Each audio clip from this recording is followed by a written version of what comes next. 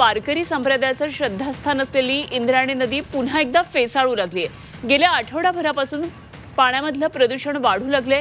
लोणावळ्यापासून उगम पावलेल्या या नदीमध्ये रसायनयुक्त आणि मैल मिश्रित पाणी सोडलं जात आहे। परिणामी आळंदीमध्ये असे चित्र गेल्या 10 वर्षांपासून सातत्याने पाहायला मिळतं।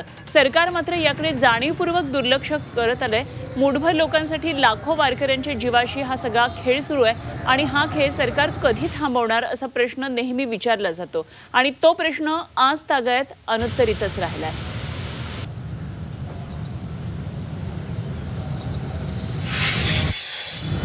त्या महिनाभराच्या कालावधीमध्ये आषाढी वारीचा सोहळा आळंदीमध्ये मोठ्या थाटामाटाने साजरा होईल, पण आमची इंद्रायणी माता जैसे तैसे दूषित आपल्याला दिसते। कुठल्याही प्रकारचा बदल याच्यात झालेला नाही आहे। अनेक मंत्री महोदय येतील, ज्याप्रमाणे आमचा वारकरी या इंद्रायणी मातेचं जल आचमन करण्यासाठी इंद्रायणी काठी येईल, त्याचप्रमाणे हे मंत्री महोदय हे येतील का हा प्रश्न प्रथमतः उभा राहतो। माझी सन्माननीय शासनाला विनंती आहे, सरकारला विनंती आहे, आमच्या वारकऱ्यांच्या आक्रोशाला सामोरे जाण्याची वेळ आपल्यावर येऊ नये एवढीच विनंती आहे की त्याआधी आपण काहीतरी एक ठोस निर्णय घ्यावा।